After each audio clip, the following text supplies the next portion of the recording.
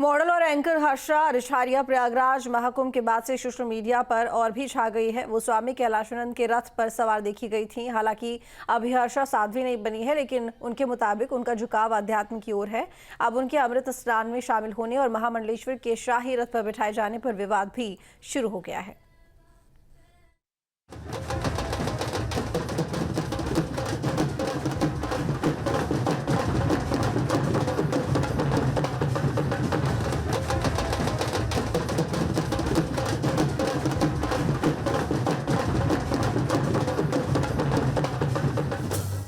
प्रयाग के महाकुंभ में कुछ दिन पहले ही जब निरंजनी अखाड़े की पेशवाई हो रही थी, उस दौरान आचार्य महामंडलेश्वर स्वामी कैलाशानंद गिरी जी महाराज के रथ पर जब लोगों की नजर गई तो सबकी निगाहें ठहर सी गई थी।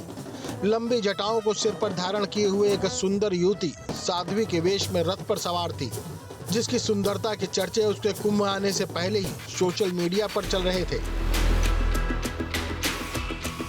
ग्लैमरस लुक और अदाओं से लबरेज ये बाला नायिकाओं जैसा लुक दे रही थी। ये बताएं, आप कहां से आई है इस शोभा यात्रा में शामिल होने के लिए? मैं उत्तराखंड से आई हूँ।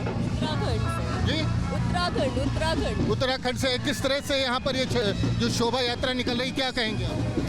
ये शोभा यात्रा खुद में बहुत मायने रखती है, क्योंकि इस बार का जो महाकुंभ है ये हम सब सनातनियों के लिए एक बहुत बड़ा भव्य मेला है, जिसका सबको हिस्सा बनना है। तो ये शोभा यात्रा इस बात का प्रतीक है कि हमने नगर में प्रवेश, छावनी में प्रवेश कर लिया और इसके साथ ही कुंभ का हम आगाज करेंगे।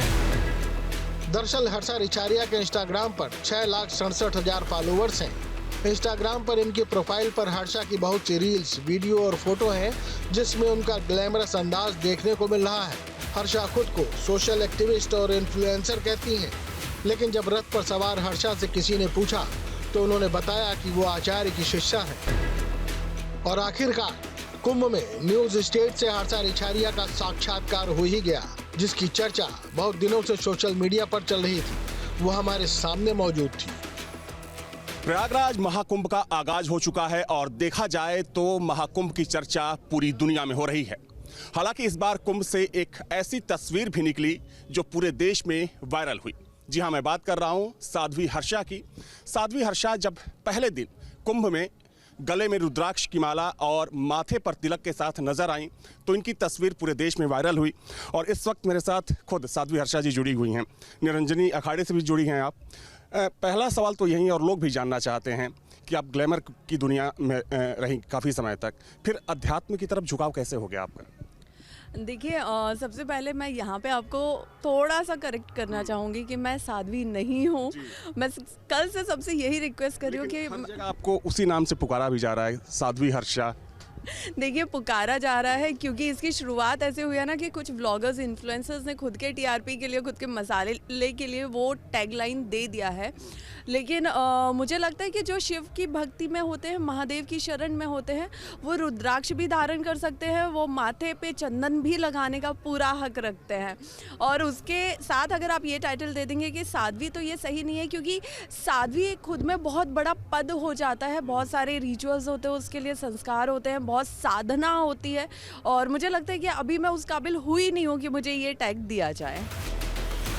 हर्षा का मानना है कि वो अभी साध्वी नहीं बनी है, केवल आचार्य की शिष्या है, लेकिन उन्होंने माना कि उनका झुकाव अध्यात्म की ओर है। क्या उसकी दीक्षा ले रही हैं आप? चूंकि आप कैलाशानंद जी से भी जुड़ी हुई हैं, एक जाने माने संत हैं, विख्यात संत हैं, तो उसकी दीक्षा ले रही हैं अध्यात्म की? देखिए, जहाँ तक गुरुदेव की बात है, वहाँ मैं अभी जितना समझ पा रही हूँ, पूरा लाइक ऑनलाइन गूगल के थ्रू हर कोई गुरुदेव से जुड़ना, मिलना चाहता है, उनकी शरण में आना चाहता है, उनसे आशीर्वाद लेना चाहता है। तो अगर मैं उनकी शरण में हूँ तो मैं खुद को बहुत भाग्यशाली मानती हूँ कि मैंने उनसे मंत्र दीक्षा ली हुई है, मैंने उनसे गुरु दीक्षा ली हुई है। उनके सानिध्य में, उनके मार्गदर्शन में मैं साधना भी करती हूँ, मैं चीज़ों को सीख भी रही हूँ। तो हाँ, अभी मैं उनकी केवल एक शिष्या हूँ। एक आपका वीडियो देखा मैंने, रील है, वो काफ़ी तेज़ी से वायरल हुआ, जिसमें लोगों को वश में करने का आप तरीका बता रही हैं। वो क्या तरीका क्या है? वो जो वीडियो है वो सावन का है, और वो जो वीडियो है उस वक्त मैं द्वारकाधीश में थी।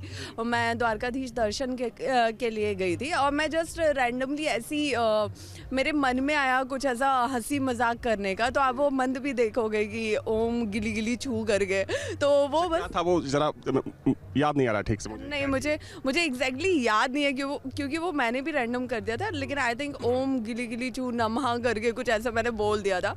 तो वो एक कॉमेडी के पर्पस से था, जिसे अब जाके क्योंकि मेरी हर चीज़ को बहुत वायरल किया जा रहा है, तो अब उसको भी वायरल कर रहे हैं।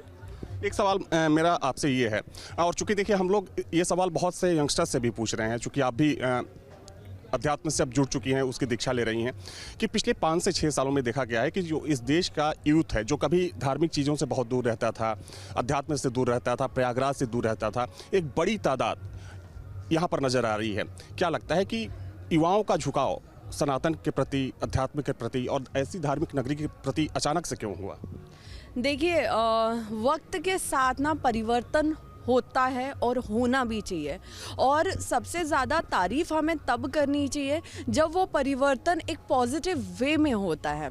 ये जो परिवर्तन है, ये जो चेंजेस हैं पिछले 5-6 सालों में, आई थिंक इसका सबसे ज़्यादा क्रेडिट अगर जाता है वो हमारी गवर्नमेंट को भी